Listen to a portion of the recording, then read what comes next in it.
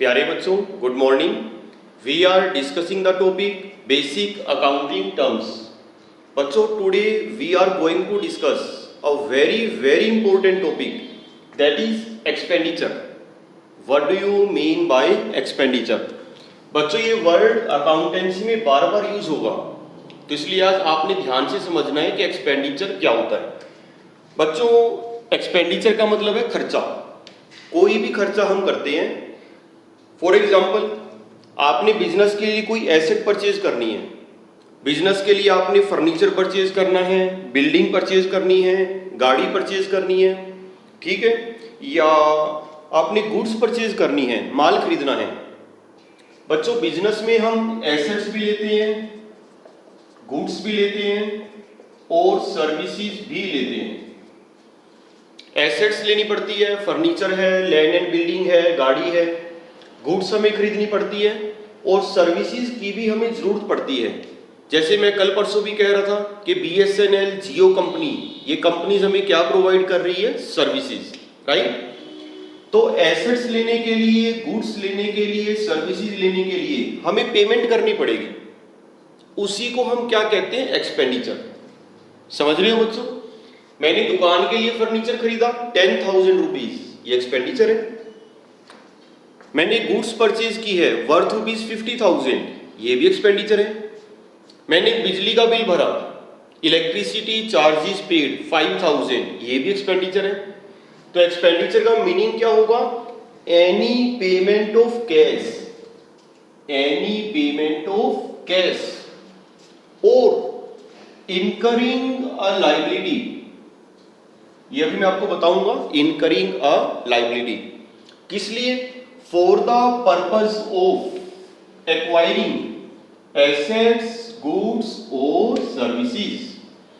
तो एसेट्स लेने के लिए, गुड्स लेने के लिए, सर्विसेज लेने के लिए जो भी हम पेमेंट करते हैं उसी को क्या कहेंगे? एक्सपेंडिचर। ठीक है बच्चों, यहां पर मैंने लिखा है incurring a liability. Incurring a liability क्यों लिखा है? वो इसलिए लिखा है क्योंकि अगर हम कोई एसेट, गुड्स या सर्विसेज कैश पेमेंट करके ले रहे हैं तो भी वो एक्सपेंडिचर है, और अगर हम कैश पेमेंट नहीं कर रहे, उधार में ले रहे हैं, तो भी वो एक्सपेंडिचर है। क्योंकि जब हम उधार लेते हैं तो उससे क्या क्रिएट होती है? लायबिलिटी। क्योंकि आज नहीं तो कल पेमेंट तो आपको करनी पड़ेगी। मैं एग्जांपल देके बताता हूं। Goods purchase for cash 10,000। बच्चों, क्या ये एक्सपेंडिचर है? बिल्कुल, this is expenditure. Next example देखिए, गुड्स परचेज ऑन क्रेडिट 10,000। इस ऊपर वाले एग्जांपल में तो क्या है? हम कैश पेमेंट कर रहे हैं, एनी पेमेंट ऑफ कैश। लेकिन नीचे वाले एग्जांपल में हम कोई पेमेंट नहीं कर रहे, हमने तो उधार मान लिया है। बच्चों, बेशक आपने उधार मान लिया है, ये भी एक्सपेंडिचर है, ये भी एक्सपेंडिचर है, पॉइंट नंबर 1, और ये भी एक्सपेंडिचर है, पॉइंट नंबर 2। कैश परचेज करते हैं तो भी एक्सपेंडिचर, क्रेडिट परचेज करते हैं तो भी एक्सपेंडिचर, क्योंकि पेमेंट तो हम कर ही देंगे, आज नहीं तो कल, हफ्ते में, महीने में पेमेंट हम कर देंगे। ये जो उधार माल हमने खरीदा है, यहां पे क्या क्रिएट हो रही है? लायबिलिटी। तो इसलिए एग्जैक्ट मीनिंग बच्चों क्या होगा? एनी पेमेंट ऑफ कैश और incurring a liability for the purpose of acquiring assets, goods और services is called expenditure, right. अगला क्वेश्चन है, expenditure may be of 2 types. Number 1 capital expenditure and number 2 revenue expenditure. वैसे एक type और है, deferred revenue expenditure, लेकिन बच्चों वो हम अभी डिस्कस नहीं करेंगे। आगे हमने एक चैप्टर करना है फाइनल अकाउंट्स, वो बाद में डिस्कस होएगा, लेटर ऑन। मैंने आपको कहा था कि कुछ बातें आपको धीरे धीरे समझ आएंगी, तो फिलहाल तो बस आपने यही ध्यान रखना है कि expenditure may be of 2 types, capital expenditure and revenue expenditure. अब बड़ा इंपॉर्टेंट टॉपिक है ये, हर बच्चे को पता होना चाहिए कि इन दोनों में क्या डिफरेंस है। अब देखिए ध्यान से बच्चों, कैपिटल एक्सपेंडिचर का मतलब है जब भी हम बिजनेस में कोई फिक्स्ड एसेट परचेज करते हैं। फिक्स्ड एसेट का मतलब है नॉन करंट एसेट। बच्चों किया था टॉपिक हमने current assets and non current assets. तो जब भी हम बिजनेस में कोई फिक्स्ड एसेट परचेज करते हैं, whenever we purchase any non current asset like purchase of furniture, like purchase of building, like purchase of computer, like purchase of motor vehicle, तो this expenditure is known as capital expenditure. मैंने 20 लाख की land and building खरीदी, ये capital expenditure है। मैंने 25,000 rupees का laptop खरीदा है, कंप्यूटर खरीदा है, ये भी कैपिटल एक्सपेंडिचर है, राइट। इधर देखिए रिवेन्यू एक्सपेंडिचर। बच्चों revenue expenditure is that expenditure which is related to day-to-day activities of the business। लिखा है मैंने, यहां पे देखिए पहले capital expenditure is the expenditure which is incurred in acquiring fixed asset। Fixed asset अगर आप परचेज कर रहे हो that is capital expenditure. Revenue expenditure is that expenditure which is incurred for the day-to-day running of the business। जो day to day business activities से related है उसको हम क्या कहेंगे, रिवेन्यू एक्सपेंडिचर। ठीक है बच्चों, दिस इज मीनिंग। एग्जांपल की अगर हम कहें बात, तो बिल्डिंग अगर हम परचेज कर रहे हैं कैपिटल एक्सपेंडिचर, फर्नीचर अगर हम परचेज कर रहे हैं capital expenditure. Purchase of building, purchase of furniture, purchase of computer, purchase of motor vehicle, all these are capital expenditures। हमने अपने एम्प्लॉइज को सैलरी पे की, दुकान पे वर्कर्स होते हैं, एम्प्लॉइज होते हैं, उनको बच्चों हम क्या पे करते हैं, सैलरी। ये कैसा एक्सपेंडिचर है, this is revenue expenditure. Salary paid, this is revenue expenditure. हमने अपनी दुकान रेंट पे ली हुई है और दुकान का हम रेंट पे कर रहे हैं, रेंट पेड, देखिए कैसे एक्सपेंडिचर है, कैपिटल एक्सपेंडिचर और revenue expenditure. This is also revenue expenditure. बच्चों कुछ क्लियर हो रहा है? अभी 2-4 बातें मैंने और करनी है, उसके बाद आपको ये टॉपिक बिल्कुल क्लियर हो जाएगा कि what is the difference between capital expenditure and revenue expenditure. तो फर्स्ट पॉइंट हो गया बच्चों। सेकंड सबसे मेन पॉइंट है टाइम पीरियड। बच्चों capital expenditure is that expenditure the benefit of which is received for a long period of time. The benefit of which is received for a long period of time. Long period of time का मतलब है more than 1 years, जिसका फायदा हमें कई सालों तक मिलेगा, उसको हम कहते हैं कैपिटल एक्सपेंडिचर। हमने लैंड एंड बिल्डिंग खरीदी है, इसका बेनिफिट हमें कई सालों तक मिलेगा। दुकान के लिए हमने गाड़ी खरीदी है, दुकान के लिए हमने फर्नीचर खरीदा है, दुकान के लिए बिजनेस के लिए हमने कंप्यूटर खरीदा है। The benefit of which is receive for a long period of time, for so many years. But revenue expenditure is that expenditure the benefit of which is received for a short period of time. और short period का मतलब यहां पे है 1 accounting year. Revenue expenditure is that expenditure the benefit of which is received only during the same accounting year। जिस साल आपने वो खर्चा किया है उसी साल आपको उसका बेनिफिट मिलेगा। जैसे देखिए एम्प्लॉइज को हमने क्या पे की है, सैलरी पे कर दी और बदले में एम्प्लॉइज की हमें सर्विसेज मिलेगी। तो अगर आप एम्प्लॉइज को सैलरी पे करते हो तो उसका बेनिफिट आपको इस साल मिलेगा। बस ये नहीं है कि आपने एक बार सैलरी पे कर दी और 5-10 साल तक कोई दिक्कत नहीं है, वो काम करते रहेंगे, ऐसा नहीं है। ऐसे ही रेंट पेड, इसका बेनिफिट भी बस इसी साल मिलेगा, during the same accounting year. ये नहीं कि एक बार दुकान का रेंट पे कर दिया, अब 10 साल कोई दिक्कत नहीं है, 10 साल पेमेंट करने की जरूरत नहीं है, ऐसा नहीं होता। तो दूसरा मेन डिफरेंस क्या हो गया, टाइम पीरियड। इसका बेनिफिट कई सालों तक मिलेगा, for a long period of time, और इसका बेनिफिट मिलेगा हमें केवल उसी साल, for a short period of time. ठीक। तीसरी बात है अर्निंग कैपेसिटी। बच्चों जो कैपिटल एक्सपेंडिचर्स हम करते हैं, लैंड एंड बिल्डिंग हमने खरीद ली, मशीन खरीद ली फैक्ट्री के लिए, तो उससे हमारे बिजनेस की जो अर्निंग कैपेसिटी है वो इंक्रीज होगी। सोच के देखिए, आपने कोई लैंड एंड बिल्डिंग खरीदी है, फैक्ट्री के लिए कोई नई मशीन खरीदी है, तो these expenditures are helpful in increasing the earning capacity of the business. लेकिन ये जो रिवेन्यू एक्सपेंडिचर है, इनसे कोई अर्निंग कैपेसिटी नहीं बढ़ेगी हमारी। रिवेन्यू एक्सपेंडिचर से क्या होएगा? These expenditures only maintain the earning capacity. Earning capacity बढ़ाने के लिए आप कोई खर्चा करते हैं, कैपिटल एक्सपेंडिचर। अपनी अर्निंग कैपेसिटी को मेंटेन करने के लिए कोई खर्चा करते हैं, दैट इज रिवेन्यू एक्सपेंडिचर।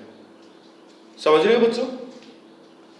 आपने एक बिल्डिंग खरीदी है 50 लाख की, दैट इज कैपिटल एक्सपेंडिचर। और बाद में ना उस बिल्डिंग की हम टाइम टू टाइम रिपेयर भी करवाएंगे, दैट इज रिवेन्यू एक्सपेंडिचर। दुकान के लिए कार खरीदी है, कैपिटल एक्सपेंडिचर। और टाइम टू टाइम जब हम कार की रिपेयर करवाएंगे, सर्विस करवाएंगे, उस पर जो खर्चा होएगा, उसमें पेट्रोल डलवाएंगे, दैट इज रिवेन्यू एक्सपेंडिचर। इससे अर्निंग कैपेसिटी इंक्रीज होगी और इससे अर्निंग कैपेसिटी मेंटेन रहेगी, राइट? एक और पॉइंट है बच्चों, मैंने यहां पे नहीं लिखा, अब लिख देता हूं। Point number 4, nature. इसको कर देते हैं point number 5 and this is point number 4, nature. दोनों एक्सपेंडिचर्स की नेचर में फर्क है, अगर आपने ऑब्जर्व किया है। Capital expenditures are of recurring nature, recurring नहीं, sorry, capital expenditures are of non recurring nature. गलत बोल गया था, non recurring nature. Revenue expenditures are of recurring nature. अब आप कहोगे कि ये रेकरिंग और नॉन रेकरिंग नेचर का क्या मतलब है? बच्चों, रेकरिंग का मतलब होता है रिपीटेटिव। रेकरिंग नेचर का मतलब है रिपीटेटिव नेचर, जो बार बार होते हैं। एम्प्लॉइज को सैलरी है, हर साल देनी पड़ेगी, हर साल देते हैं। दुकान का रेंट पे करना है, हर साल पे करते ही हैं। बिजली का बिल हमने पे करना है, इलेक्ट्रिसिटी चार्जेस पेड, हर साल पे करते हैं। These are of recurring nature, repetitive nature, हर साल होते हैं रूटीन में। But capital expenditures are of non recurring nature, non repetitive nature. ये रूटीन में बार बार नहीं होते।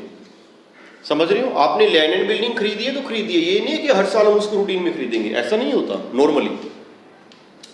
और बच्चों, लास्ट पॉइंट, ये भी काफी इंपॉर्टेंट है, ट्रीटमेंट इन फाइनल अकाउंट्स। वैसे तो ये लास्ट पॉइंट आपको तब समझ आएगा जब हम ये चैप्टर करेंगे, फाइनल अकाउंट्स। बच्चों, मैंने आपको बताया था अकाउंटिंग प्रोसेस, जिसमें हम क्या प्रिपेयर करते हैं लास्ट में, फाइनल अकाउंट्स और फाइनेंशियल स्टेटमेंट्स। ये पॉइंट उससे रिलेटेड है, तो ब्रीफ में आपको बता रहा हूं, डिटेल आपको वहीं समझाई जाएगी। बच्चों, सोचकर देखिए, फाइनल अकाउंट्स में मैंने आपको कहा था कि 3 components are there, trading account, profit and loss account and balance sheet. Trading account and profit and loss account, और मैंने क्या कहा था आपको, बैलेंस शीट।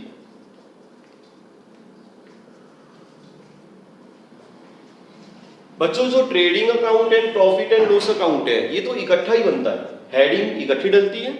इसके 2 पार्ट होते हैं। फर्स्ट पार्ट में we prepare trading account and in the second part we prepare profit and loss account. 2 sides, एक तरफ हम पूरे साल के एक्सपेंस दिखाते हैं और एक तरफ हम दिखाते हैं पूरे साल के रिवेन्यूज या इनकम्स। अभी तो बच्चों आपको नहीं पता एक्सपेंस क्या होते हैं, रिवेन्यू क्या है, इनकम क्या है, ये बातें भी इस चैप्टर में डिस्कस होंगी आगे, ये सारी टर्म्स इसमें डिस्कस होंगी।